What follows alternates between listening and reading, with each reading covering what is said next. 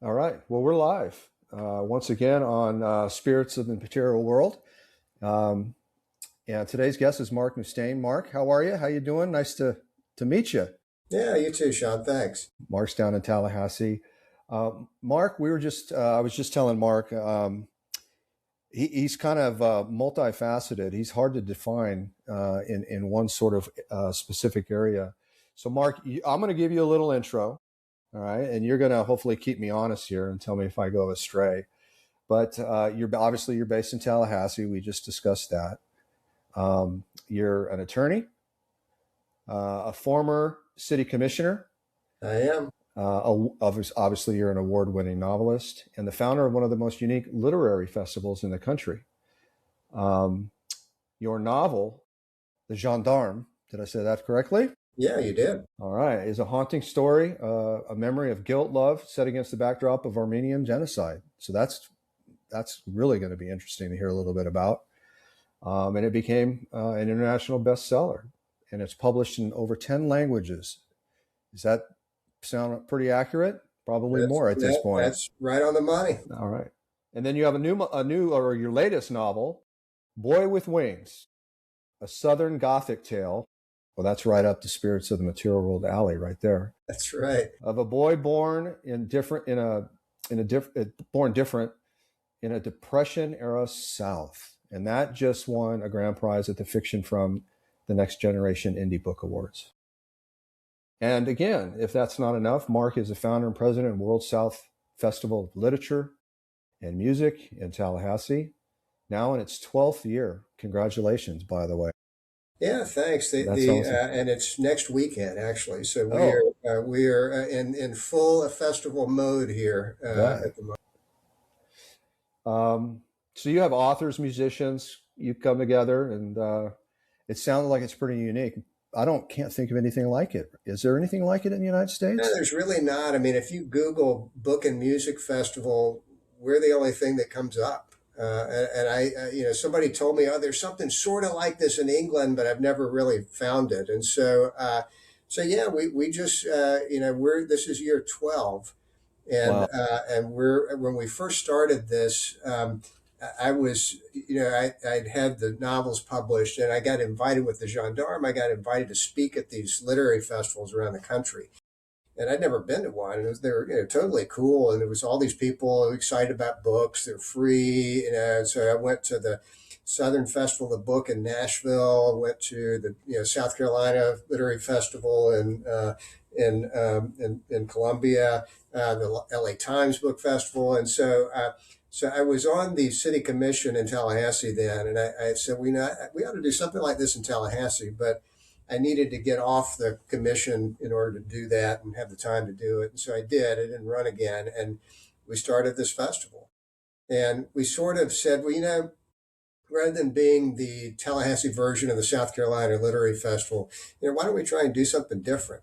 And so we talked about, well, you could combine, books in the environment or books in politics or books in sports. But the easiest thing to do seemed to be books and music. And so we did. And we had accumulated a bunch of money. We had a great, awesome lineup. And then it rained all weekend long. And so we had, stuff got canceled and messed up and blah, blah, blah. But we felt like we had enough going to keep it going. And so here we are 12 years later. And I thought personally that I would, I'd give this like 5 years and then I'm moving on to something else. But I'm still there, and partly, I'm proud of what we've done, and we've done some really remarkable things. We pair authors and musicians every festival, and some of them have never met. For instance, we did 2 years ago. We did a pairing of the historian John Meacham and this woman who's a guitar phenom named Yasmin Williams. I don't know if you've ever heard of her, and it was my idea, and we approached both of them and said, "Hey, would you be willing to do this? It looks a little different than the ordinary gig." And they both said, "Yeah." And so we had one Zoom call for like 10 minutes, and then they show up at the festival and another conversation for like 10 minutes, and then they just knock it out of the park. It was awesome. Wow. that's a sort of example of some of the stuff that they'd never met before. Wow. It was great. So I'm picturing that. What a great idea. I mean, you're basically talking about two different types of storytelling, maybe Yeah, and in it's terms sort of of what they do, and somehow that came together. yeah, and we tell them, hey guys, you do whatever you want to do, and Okay. it's amazing what creative people when they're put together, Yeah. what they can come up with. And so we've had, some will go back and forth, some want to, I want to read for 20 minutes and then you play for 20 minutes and then let's do something together for 20 minutes. And so it's different almost every time.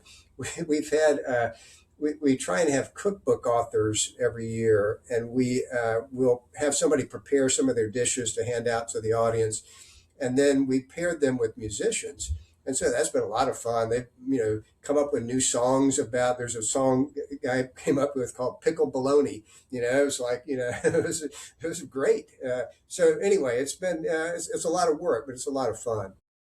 I've had guests on, musicians and producers, engineers, and I've always wanted to know, and well, you can't see it right now, but I have guitar.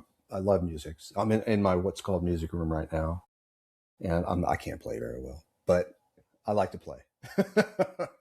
And I've always wondered what's the secret, and I don't think there is one, but do you write the words first and then you come up with the riff, or do you write the riff and then you come up with the words? Like how does that, and it's different for everybody. I don't know if you have like what you're doing, you have a writer and you have a musician or a guitar player, like here's the words, let's come up with, here's the words. And then let's play the guitar on top of those words. Did it kind of go down like that? Well, yeah, I mean, it's sort of I mean, I can tell you from being a writer myself, I'm not really a musician at all, but I can hear like a rhythm and music when I write. It's hard to describe, but it's there. I mean, there words on the page produce a certain tone Tone, and yeah. music, and so one of the interesting things at the festival is if you're a musician and you've written a memoir, and they all do at some point, we want you to come to Word of South and read and talk about it. Maybe you want to play a little music too. And so Makes sense. I Yeah. mean, we've had a whole raft of people, George Clinton, Sheila E., I mean, Rita Coolidge. I mean, just come and talk about, songwriting. Rita Coolidge was, I'd never heard this before. I don't know if anybody had. So she goes, well, the coda to Layla? She goes, I wrote that. She goes, my boyfriend took it from me and gave it to Derek and the Dominoes, and that, that was mine. I'm like, really? Wow. So sort of, stuff like that. That's, but the whole music, and author part, I think is just fascinating because, it's just like you say. I think some musicians have, they have the riff and they need to, come up with words to this somehow. And sometimes it's somebody else's words or whatever, but it's, everybody does it differently. You're exactly right about that. I just finished reading Keith Richards' book. Fascinating. And Yeah, I know. that's how oh, have you read it? Yeah. Did Life? you listen to the audio tape or did you actually read it? I'm kind of old school. I still read the book, the paper, Yeah, the I'm actual. sort of half and half now, but I happen to listen to the audio tape of that one, and there's really no music on it, I guess for copyright reasons or whatever. But it was interesting that Johnny Depp reads part, somebody else reads part, and the very last part Keith Oh, reads himself. oh, And it's very, and it's just so sort of, yeah. Then I went home and wrote Angie, I'm like, oh my goodness, wow. yeah. It's and then Mick would come in, and lay the words down. Well, yeah, Um, and the story when they first got together is they sort of locked themselves in a room, or somebody forced them into a room together. You guys sit down till you come out with something, and so yeah, it's just fascinating. really, I'm glad to hear that you read that book. I wish more people would read it because it talks, particularly where I am, and kind of really what started this podcast was the Delta and the blues. Um, and as they spent a lot of time in the Delta, a lot of time in Mississippi, and Honky Tonk Woman, right? Well, they were sort of open about, they took black music and served it up to white people. I mean, that's basically what they did. That's exactly right. I mean, that's what most people don't realize, that's what a lot of the English bands back then did. That's what it was. Right. So great book. I still don't understand how he's alive, but he is. I don't either. So Mark, when people meet you and they say, well, what do you do? Or who are you? Or what is your answer with all the different things that you do? Well, What's the one thing?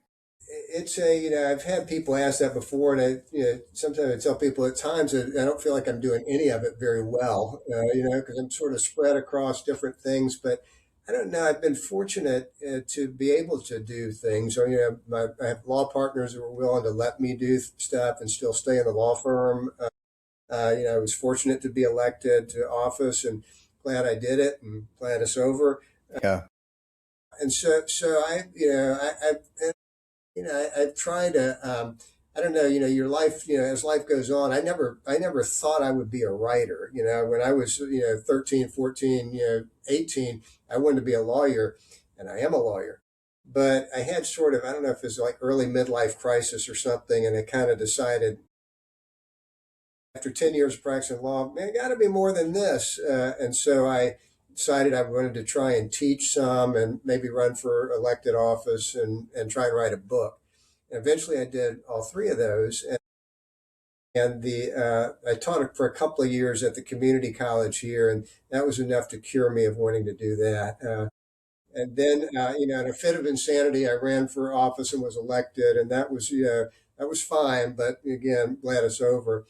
And I had this naive assumption I could just sit down and write a book and somebody would want it. And I later saw somebody refer to that as the equivalent of waking up one morning and saying, "Hey, I think I'll go practice thoracic surgery today." And so I had no idea what I was doing. And I was very fortunate in that regard. So I got some good advice and good editing, and the book actually got published. And so then I was sort of, that started me on all of that. So lawyer first, I think if what I just heard, lawyer first, and then it just, life moves forward, things happen, inspiration happens to all of us. And then the writing thing, I think you're right. I've got to feel like a lot of people in the world think about writing a book. And when you put a white piece of paper in front of somebody, that's where it ends. Oh, well, I thought this was going to be a good idea, but maybe not, Well, either that, or I tell people that the second most frequent thing I hear after, well, I've always wanted to run for public office is, well, I've got 6 chapters of a novel finished, and my response is, well, finish the thing, knock it out. And it really is the hardest part of just staying with it to get it done. I would imagine running for office or commissioner or anything like that is kind of like a boat. It's exciting to buy it, but it's more exciting to sell it. Yeah, it's pretty close on that. You won't find a lot of disagreement among ex-elected officials on that one. That's interesting. Well, let's hear a little bit about your first book. Yeah, it sounds fascinating. So the book was I started writing this in the late 1990s. So okay. And at the time, my kids were really young, and the only time I could write was early in the morning. So I'd get up early, write for a little while, and then it's, chaos the rest of the day. And by the evening, I'm so exhausted, I can't do anything. And so, I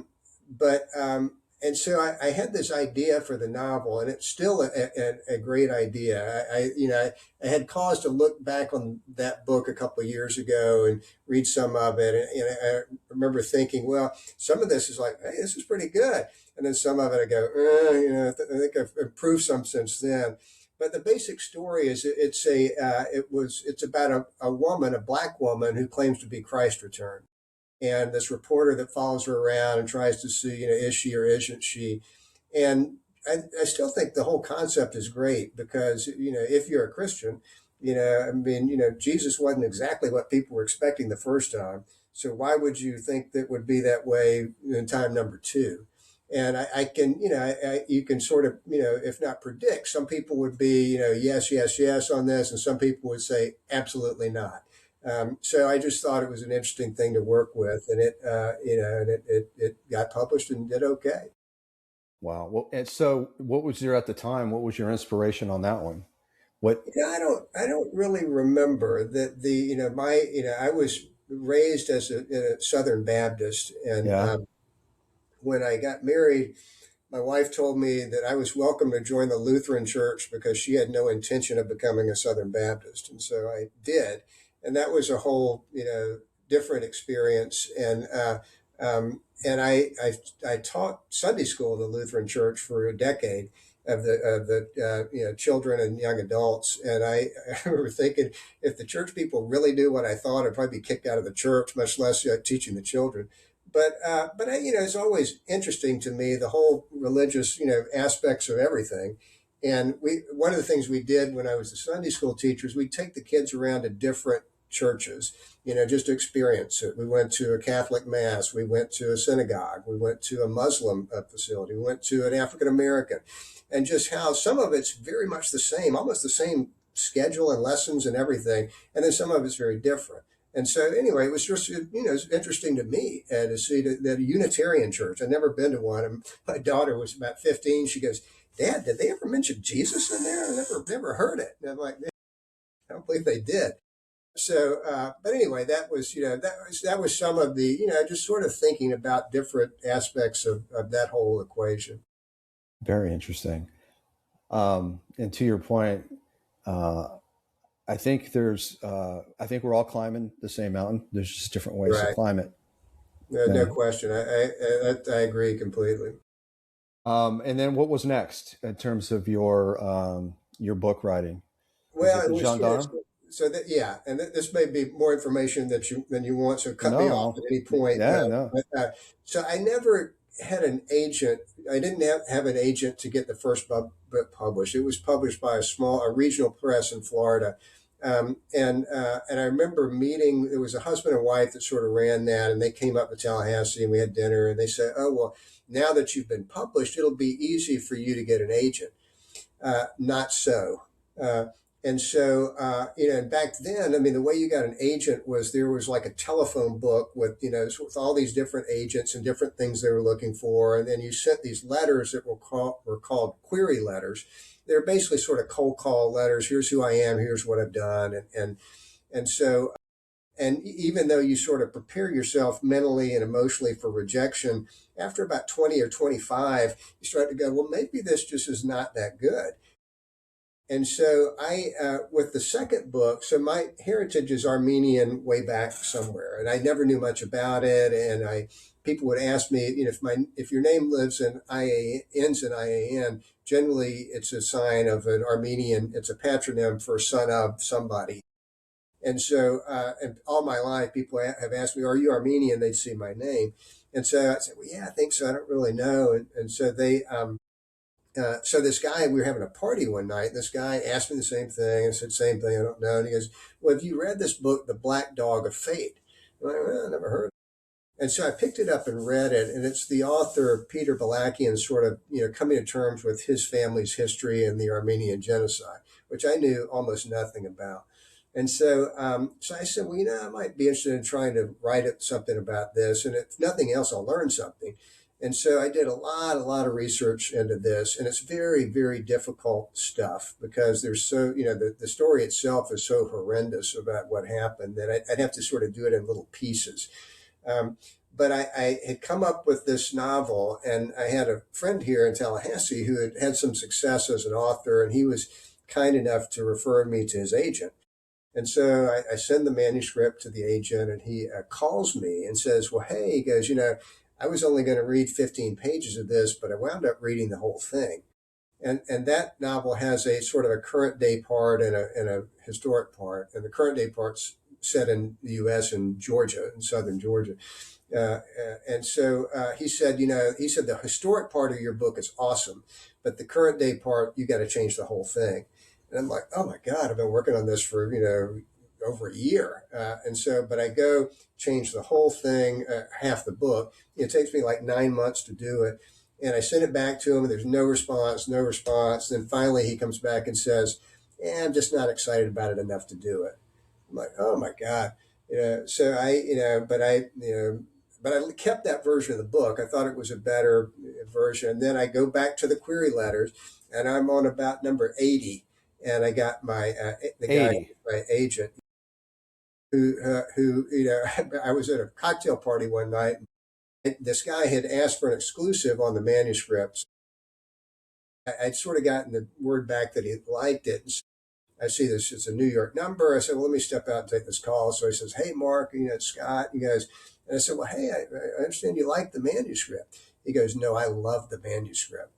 And I'm like, wow, I've waited a long time to hear that. And Right. so he was able to get it in front of editors who could make a decision. So a lady who her novel just before mine was the book The Help, and so it got it had a great launch. Mine had a great launch. Got published in all these different languages. I got invited to speak in Armenia and Venice in Italy, and so it was a really so it was a very it took a long time, Yeah. but I was very happy to get that done.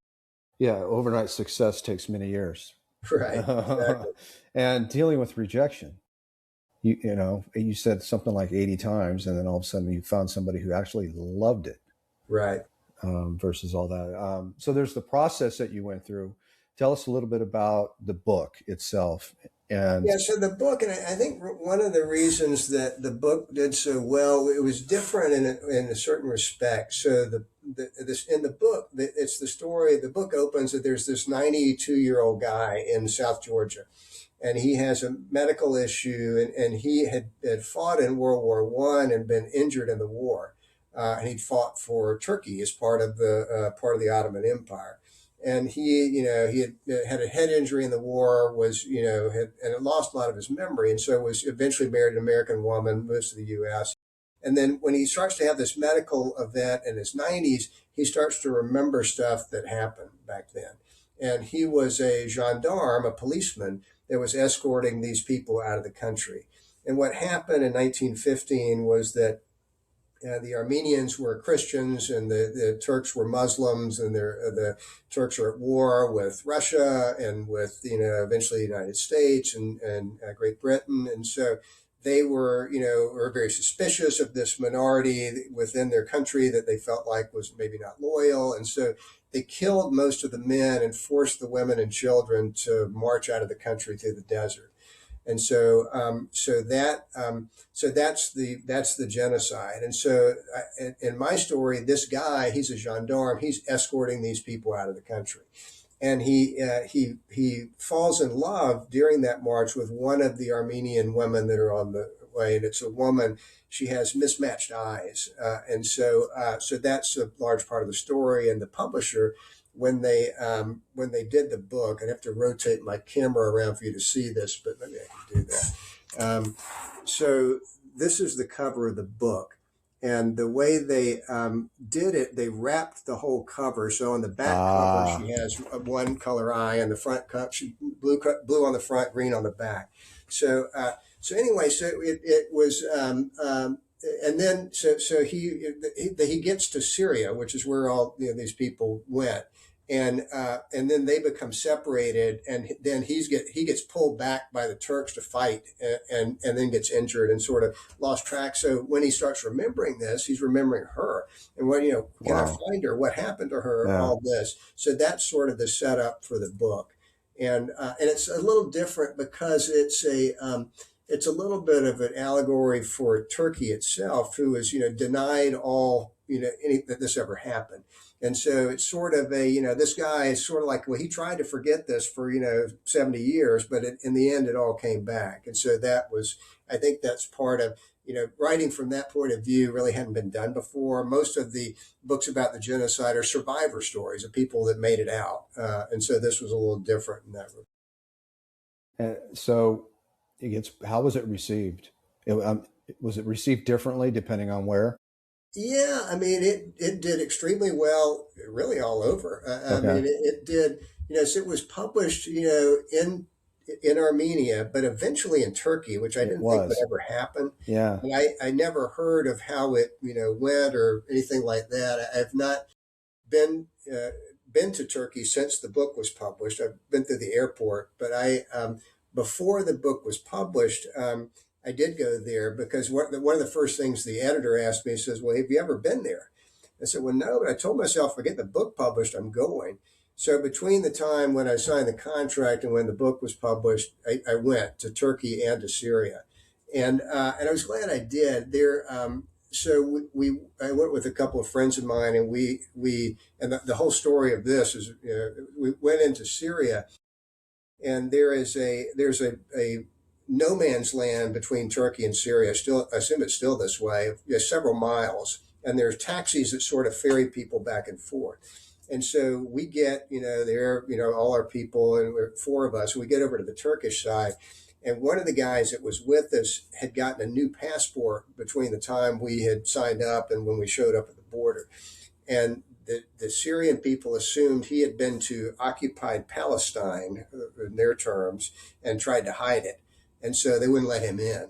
So that was like a 2-hour operation at the border. And then he had to go back in the taxi. And so the rest of us went on. But there's a citadel in Aleppo in Syria, and that was, has been around for over 1,000 years. It sits on this hill. It's a very iconic thing, and I had described it in the book, and I wanted to see it for myself, and I'm glad I did, because you can describe things a lot based on research, but there's a little element that, seeing it for yourself, it wasn't exactly the way I described it. So I got the chance to fix all that. And we laugh still today because the trial lawyers hadn't made it to Aleppo at this point, because you could climb all up and down that thing and nobody cared. And so there's ladders, and we're up, and so it was all pretty cool. But on the way back, so we get back to the border to go back to Turkey, and and our guide leaves. We're in the taxi now, and with some 19-year-old cab driver, and get out to the last gate, and they won't let us out. And so he has to go back around. And I think the guards wanted a bribe of some kind, and we were too stupid to realize that. So the taxi driver's arguing on our behalf. And so finally they let us out, and we get out of there. But the whole thing was pretty remarkable. And it was sad that, during the Syrian civil war, Aleppo was sort of at the center of the action. And so I think the citadel was damaged. I don't know what shape it's in today, which is a sad thing. So it allowed you to have an influence on the book, even though you went after it was ready to be published. Yeah, well, it wasn't published yet, so I was still able to change things before. I mean, again, it was, I didn't change much, and it was just some of the description. But even going through the desert, from Turkey to Syria, there were little things that weren't quite as the way I had visualized them in writing it. So it was a very helpful thing. I was glad I was able to do it. That's very cool. Yeah, I was curious when I read about it, how it was received in Turkey because of the perspective that you put on it. Yeah, I just don't know. I never heard much. I mean, I think that things have softened a little bit in Turkey, because for a while, there were people that were being arrested if they mentioned the genocide. And I don't think it's quite that at that level anymore. Right. But even here, so I did this with the first book, The Return, too. So, I used some Turkish words in the gendarme, and obviously I don't speak Turkish. So I advertised here in Tallahassee for somebody, that spoke Turkish to read the manuscript and just tell me if I, was right or wrong. And so this couple that were graduate students at Florida State, contacted me and agreed to do it. We agreed on a payment. They leave.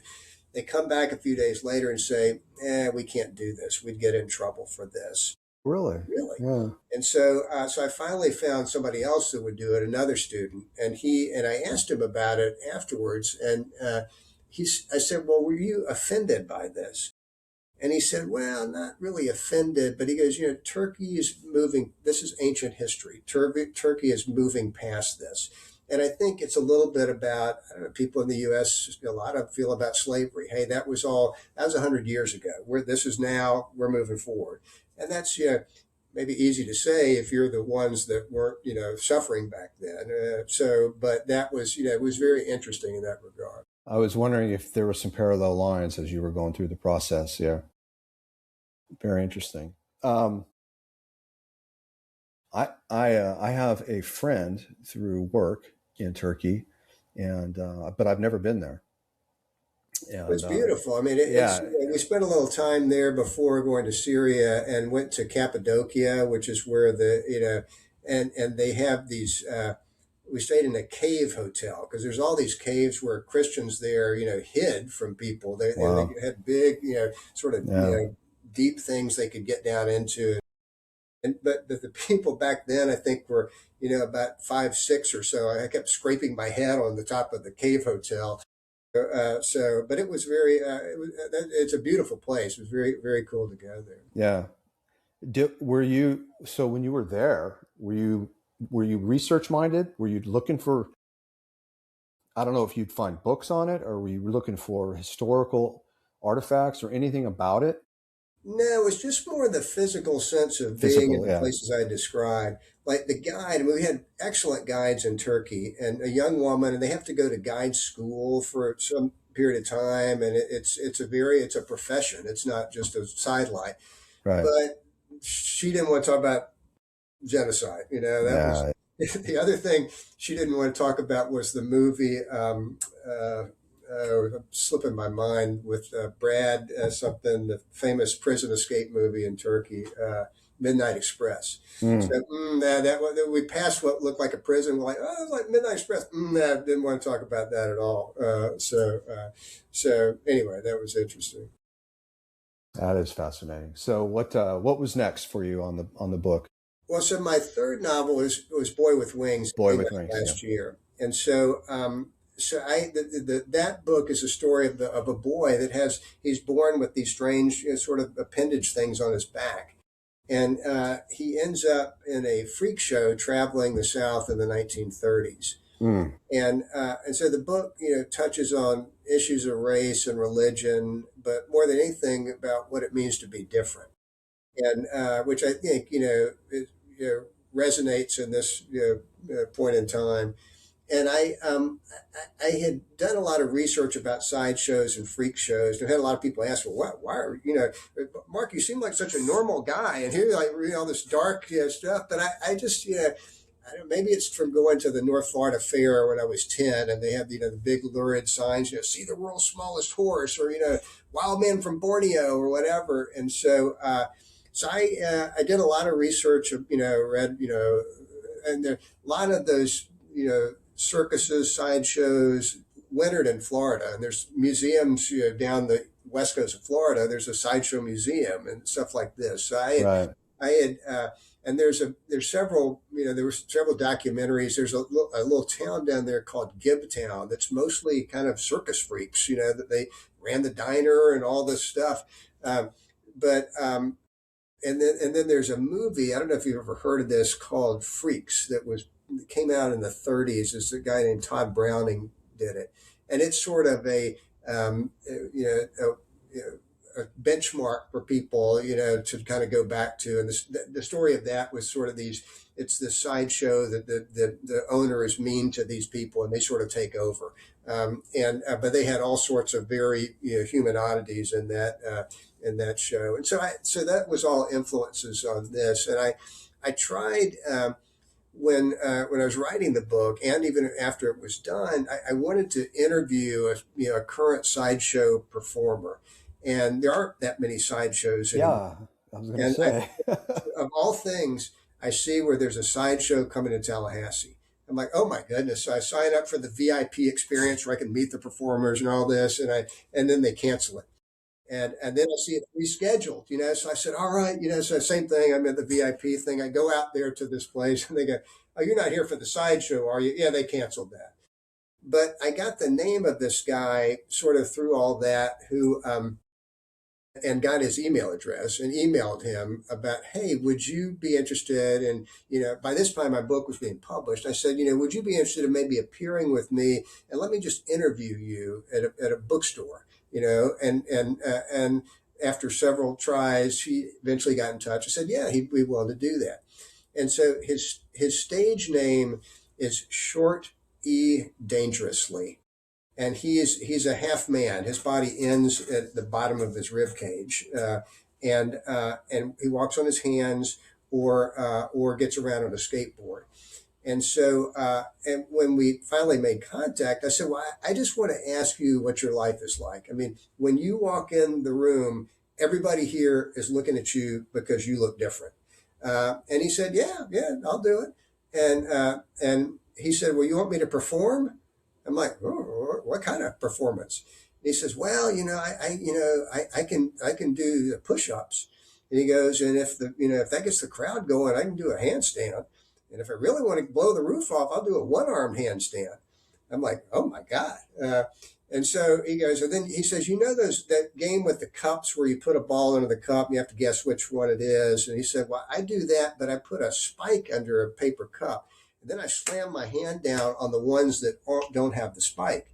And he said, "If you Google magic tricks gone wrong, this is the first thing that comes up." I'm like, "Okay." So we did this twice. So I did a bit with him in Coral Gables at a bookstore and another one in Savannah.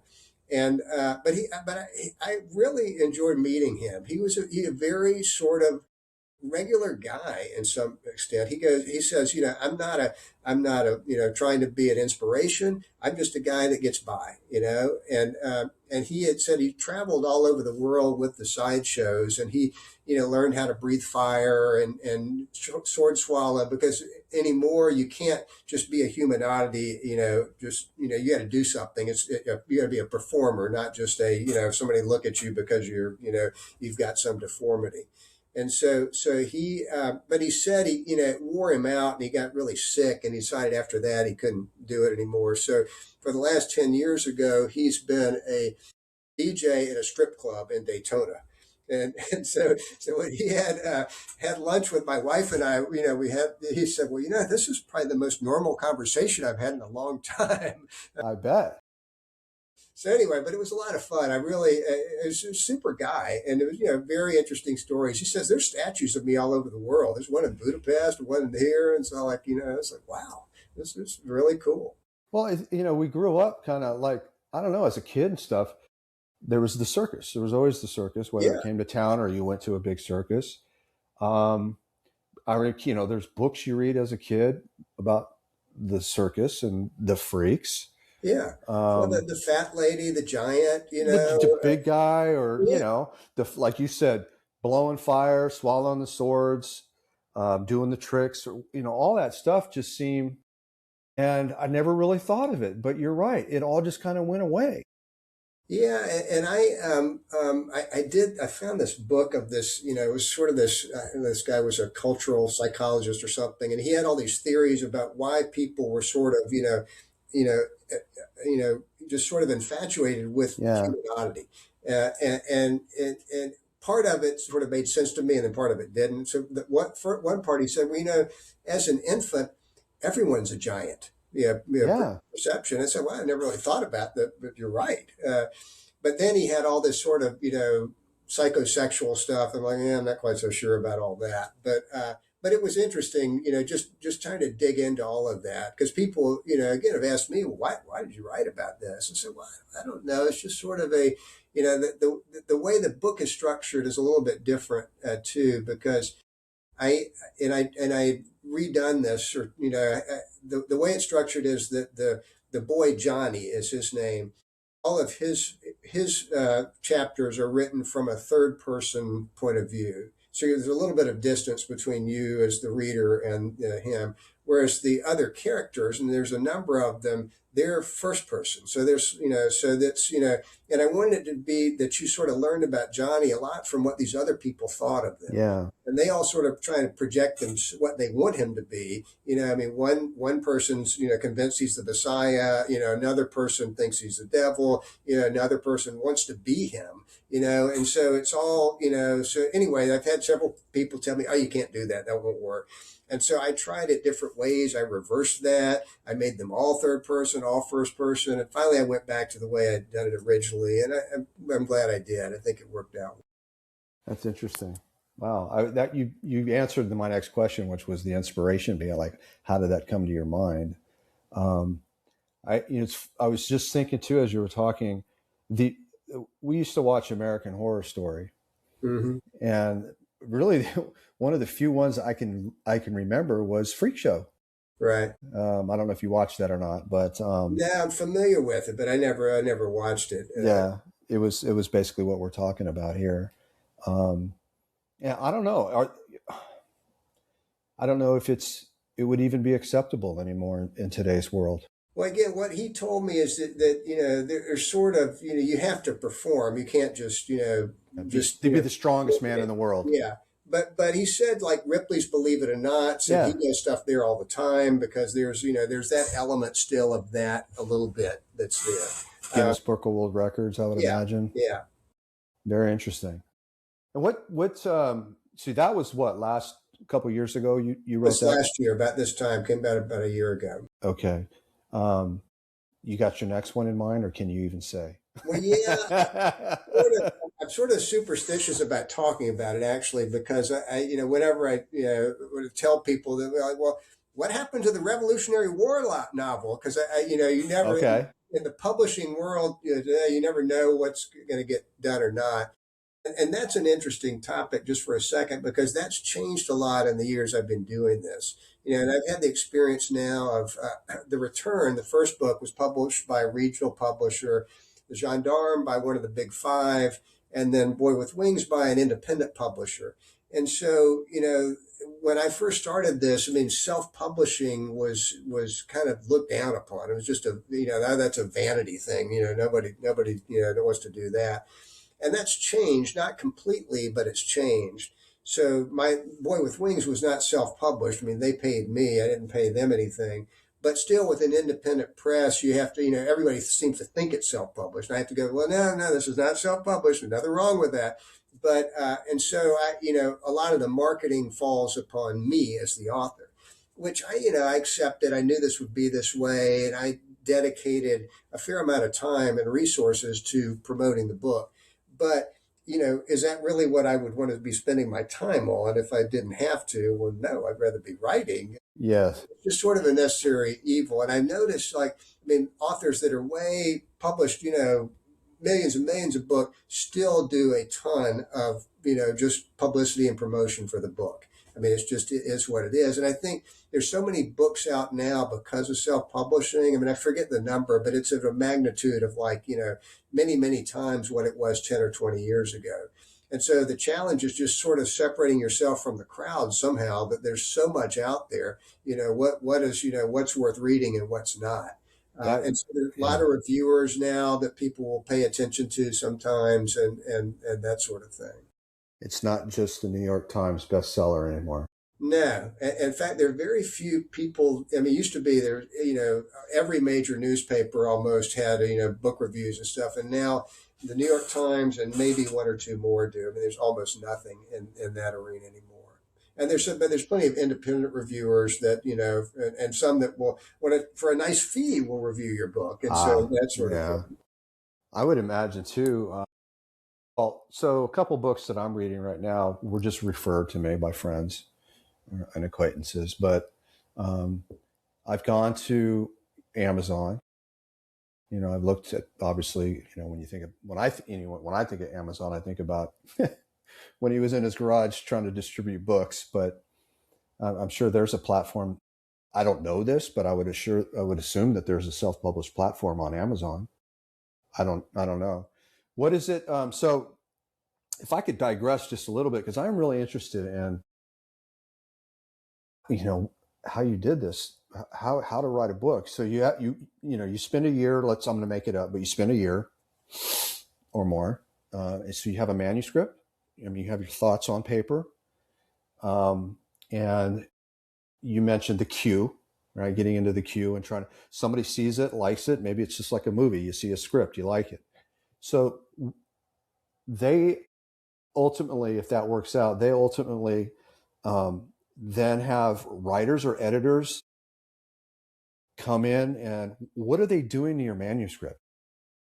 Well, they're reviewing it and giving you suggested changes. Okay. And there's different types of editors. There's something called a line editor who's going like word by word, and should be a comma here. grammar. Grammar's not quite right. And then there's more conceptual, editors that are focused on, does the whole story fit, and cut this, put this, add to this. And so my experience with each book has been sort of the same on that regard. And it's also a little bit of a negotiation with the editor and the author. So for me, 25% of the suggestions were, absolutely, you were right. Thank you so much for catching this. Or, because as an author, you read it so many times that I just, still, I just can't see stuff that other people can see. And then about 50% were, I didn't care that much one way or the other. It was fine. And then 25% I didn't want to do. And so we sort of worked through that. But so the gendarme, that was Amy Einhorn, who had also done The Help. And so she, we went through 4 rounds of major edits to that book. Mm. And the last part, she said, there's something bugging me about this. And I finally figured it out. Says, and I've had this with other lawyers who are writers. She goes, you use too many semicolons. And I said, well, that's the way I write. She goes, no, get rid of them. And so I'm by the end, I was picking books off my shelf and counting the number of semicolons in the first chapter. And then, saying, hey, I'm in the lowest quartile here. And so finally we just, she let it go. But that, that's sort of been my experience with that process. Interesting. I when I read a book, I don't even think I pay attention to commas and semicolons. Well, and you don't even think about it strikes you as wrong, and that's Right. sort of the goal, is that it's all flows, and you don't pay any attention to that. You're looking at the characters in the story. So between, let's say, the gendarme and the boy with wings, technology in our world has changed, right? So I remember, I don't know how long it's been now, but I remember when a tool called Grammarly was just released probably 5 years ago. And I started using Grammarly, which is a grammar right AI type tool. I started using it all the time for work. I'd have it in my emails. I'd have it for, I've been in marketing sales. So I've always had to write copy or something, decks, whatever. And now full-blown AI, well, what we think of now is full-blown AI, where you could talk to it, and right. you could probably, I don't want to go out on a limb here, but if you have an idea about a book, I'm sure AI could really help you get pretty far down the road with it. Well, what do you think? I'm part of the settlement in the lawsuit with the AI, where they had used a bunch of authors' books to train AI, anybody. And so, okay. so I don't, that's through the publisher. I'm sure that by the time money gets to me, it'll be, a tiny little bit. But I promise you could, I've never done this, but I'm sure somebody could, write me a chapter in the style of Mark Mustian, and it would do it and be pretty close. And so it's changing the whole world, and in the book world and in the legal world. So we deal with it some at the law firm as well. What's acceptable, what's not, and there's a whole thing now. I'm a member of something called the Authors Guild, which is sort of a authors association, and you can get a badge to put on your book that says basically human generated or something like that. That's supposed to distinguish it from something being written by AI. So it's pretty remarkable, sort of where things are. Yeah, I read a lot about copyright issues now with AI. And by the way, I apologize for mispronouncing your name. I'm sorry? I apologize for mispronouncing your first name in the beginning. Trust me, the entirety of my life I've heard it. It doesn't faze me at all anymore, because so don't worry about it. I just had a guest was Mustaine, just like the guitarist singer. Yeah, we're probably distantly related, because I think the spelling of the name got changed at some point. So so that's you don't see this name very often, so usually we're related in some fashion, even if it's AIN. Interesting. Okay, very cool. So author, we've covered that. Let's move into the festival. Tell me, when did that side project, did it come to you? Well, so we started it in 2015 was the first festival. Okay. and we had an awesome lineup, and it's done in a public park here that at the time really had very limited indoor space. There's now a hotel there, so we have a ballroom and other indoor space we can work Wow. with. But it's under tents basically in this big public park. And so the first year that we had Ann Patchett, the author, Vernon Reed, the guitarist. We had a whole bunch of people, and it rained, and so Ann Patchett ended up being in a room, that was maybe, designed to hold 20 with like 100 people there. It was humid. Her hair was standing like out on, Frankenstein's Bride, but she was a trooper. She did it, and so it was, it was. Then we had, I don't know if you know who. So the actor Tony Hale, he played in Veep. He was the assistant to the vice president, and he's from Tallahassee, and so he had written a children's book, and we had him come down, and so he was on stage, talking about the book, and it started with lightning, and people were like, off the stage, lightning alert, like, oh my God. So anyway, but we, like I said, we've kept at it, and it's grown over the years. We probably, we average probably about 15,000 people. It's obviously weather dependent. Hopefully it will be sunny next weekend. But we it's a lot. The headline of Music Act this year, the structure of the festival, there's a ticketed show Friday night in the amphitheater, and then it's free all weekend. And we have, I think we have 9 different stages with, 50 different acts. And so the ticketed show is Earth, Wind, and Fire this year. And we've had, it can be a little bit of a challenge. That's actually one of the biggest challenges of the festival, is trying to fit that in, because it's, we've got one date, we come the next week. No, it doesn't work. Got to be this date. And so, but we've had, last year we had the Violent Femmes with the Tallahassee Symphony. The year before we had the Flaming Lips. Year before, Ben Folds with a symphony, Amy Johnson. We've had good people. So it's Jason Isbell. We had Ava Brothers. It's all been pretty fun. That is fantastic. How many days is it now? It's really 2.5 days. So it's a Friday night show, and then all day Saturday and Sunday. That is fantastic. What was the kernel behind the idea? Like, what is it? Just something you thought was cool? I like music. I like literature. I like stories of the South. What kind of brought it all? Well, we just, again, kind of decided we wanted to do something different, and it seemed sort of an easy fit, and nobody else was doing it. And nobody was doing it. Yeah. And so we, we asked, the first year we had the, I don't know if you remember, because she's passed away now, the author Julia Reed. Do you remember her? She's from Mississippi, and a funny lady. She had, we asked her, say, well, hey, do you have a musician friend you want to do this? Eden Britt, she'll come do it. And so the two of them appeared together. It was great. I mean, it was, it kind of got us on our way. Very, very cool.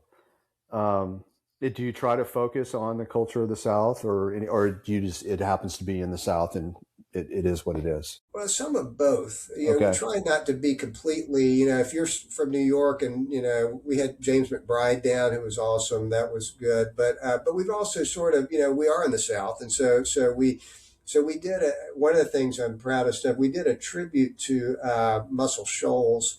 And we had these guys come down that were, really session players with and it was Don Hood. It was Patterson Hood's father, and I don't know. Do you know John Paul White, the musician?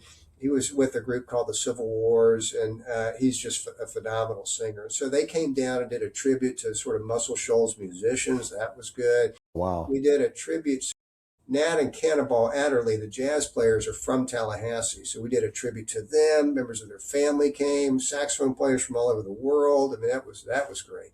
So we're just trying to do something different every year, and just kind of keep it on the edge. I love it. I'm still trying to picture the Violent Femmes. And was it an orchestra, you said? Yeah. I saw the Violent Femmes. So I grew up in Los Angeles, so I saw the Violent Femmes. I probably saw them half a dozen times back in the 90s. They're very nice guys too. Yeah. Back, and so they're like, so I saw one of the guys at the, breakfast the next morning at the hotel, and he goes, well, I didn't know. Are we the headliner? It's like, well, yeah, you're the headliner. But what about the Flaming Lips? I was vaguely familiar Wow. with. I Yeah. wasn't really, but boy, what a show! I mean, Oh, that that's to was say they like, put on a show. it was super, super nice too. Wayne, the main guy, and it was just it was great. Saw them in New Jersey on the shore, Really. or at the shore, as they say up there. Um, and Wayne, they had a big plastic ball, massive, Mhm. and he was in it, and it rolled him out into the audience, and the audience would shuffle him around on the ball. I've seen videos of this, and people asked me, was he going to do it at the festival, and he did not do that, but he did. They had a whole bunch of other visual, like puppet things on stage, and at the very end, and I've been told about this, they have like these balloons that spelled out "Fuck you, Tallahassee," and you got to like that. I Yeah, mean, right.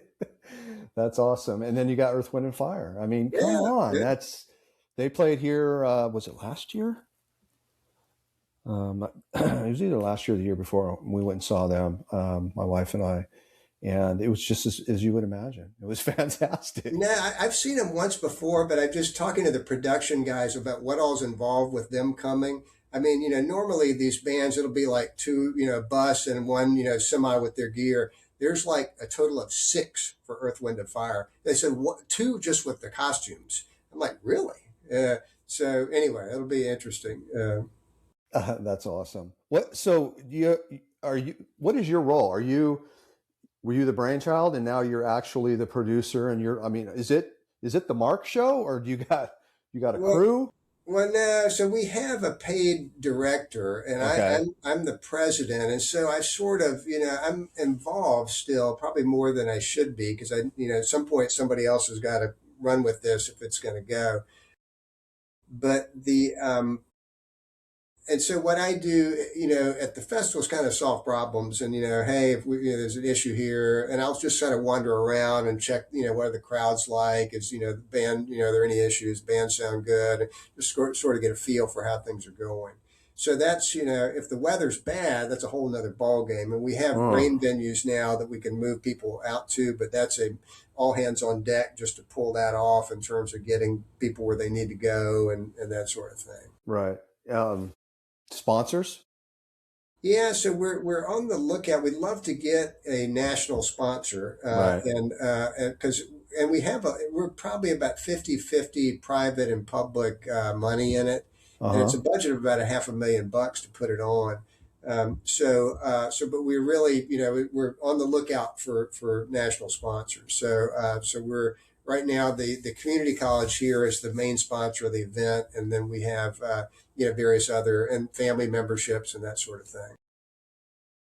If for people that are listening, can they just go to your website and recommend artists that you may want to consider, or how does that work? Yeah, I mean, either go to my website, it's just markmustian.com, or go to it's wordofsouthfestival.com. Yep. Yeah, Okay. and there's a place you can recommend artists and anything. And so we try and be one of the, I guess it's a sign of success is that everybody who has been in the festival before, and I mean everybody, wants to come back. And so we having literally probably 20 acts per spot that want to be here. And we try and have local folks, because we like to showcase what we got here. I mean, we have world class people right here, but it's sort of a juggling. Hey, I can't get you for a few years. We just had you. I got to have we want this to be fresh, and other people here. So that's sort of our a little bit of a challenge at this point. Well, it sounds absolutely wonderful. I mean, I go to festivals every year, and um, I think my wife is starting to tap out. You guys, come on down. This is pretty easy and low key here. I know, I know, I know. I think she last year, the year before, she went with me again last year, but she's like, I'm done with festivals. I'm done. I don't like to be cold anymore. I don't like to sit on the ground anymore. Yeah, I get that. I don't. I can't. We do a lot of concerts. My wife and I like live music, and so. But I went to something a year or so ago on Breeze Field. Or no, it was on the soccer field in Madison, Wisconsin, and it was the artist Bon Iver, and it was, I mean, everybody stood the entire for like 3 hours. I just can't do that anymore. Ooh, yeah. So that was a, that was sort of a fork in the road there. Now I'd be able to sit at least some of it. Right. Um, well, I feel, before we wrap up, I'm trying to, just kind of do a memory walk of all the different things that you've been involved in. Is there a common thread? Is there something that holds it all together? Or is it just different inspirations along the way? Like as you move through all of this and you look back? Well, I think I have, there's a common thread of interest, I think. I mean, most of my books have some religious piece to it. And so Okay. that's just common thread. I certainly am a music fan. I'm not a musician. And I've just enjoyed trying to, zig where others zag sometimes, Okay. say, hey, let's just try and do something different. And it's okay to be different. It's good to be different in a lot of Right. ways. And so that was sort of what my book was about. And so that, I guess if there's one, it might be that. Well, I tell you, the world needs more different. I mean, and you've done that. Each book's been a little zag, a different perspective or a different story about something that really doesn't exist anymore, which I never really thought about with the Freaks. Yeah. And then literature and music, I can't think of it ever being done. You've said it's never been done, and you're like, hey, let's do this. It's never been done. Why not? It kind of Well, makes you sense. got to come down and see us, Sean. It's generally the last weekend in April. Easter moves us around sometimes, but next year, 27, it'll be last weekend in April again. Okay. Well, I'm definitely going to put it on the list. Just talking to you about it, I've gotten excited, and what you're doing and who you've had. I love all of them. Yeah. Who do you listen? So you're a music fan. Can you narrow it down? Do you have a specific genre or artist, or are you kind of just in general, you just like music? Well, one of the best things about the festival for me and being involved with this is it exposed me to all this music I would Yeah. otherwise never have been exposed to. And so I'm more up to date than I otherwise would have still been listening to the 70s bands and 80s bands and that sort of thing. But now, some of the current artists are just incredibly talented. And so we try to, some folks sort of see us as the festival of Americana music, and I try Okay. hard not to do that. I mean, we have a full range. There's jazz, there's hip hop, there's gospel, there's rock, there's pop, so we try and spread it around some. But we have George Clinton, who is 85, Wow. got to be there Saturday. So that'll, Wow. that'll be fun. Man, the funk master I himself. know, still That going. is that, and all the get up that oh Oh man. yeah, oh How yeah. about that? Apparently, according to him, the mothership is coming back later this summer. Not here, but it's this huge big thing that they're building it now or something. I don't, I So wouldn't good doubt for it. him. That's fantastic. Well, good I for you. know. Wow. Well, Mark, it's been a pleasure. It really has. I I feel like know we we could. could go on for hours, Sean. This is, Yeah. Yeah. so at some point I'm going to get up to Memphis and see my sister, and so I'd love to get together. Well, that would be fantastic. Yeah, I'd enjoy that a lot. Seriously, I mean, keep my name, my contact information, and I don't know how familiar you are with the area. Your sister's up here, but if there's something we could coordinate, or something you want to see, or whatever, or just have lunch, that would be fantastic. I would love to do that. That sounds great. Awesome. Well, thanks for having me again. This is the fastest hour in a long time for me, so I've enjoyed it a lot. Well, I will. I will. I got the festival now that I'm going to think about next year, and good luck next weekend. Hopefully, the Mother Nature will be on your side as it takes place. And I want to thank you very much. Very, very interesting, and I look forward to talking to you very soon. Hopefully. All right, same here. Thanks again. Take care.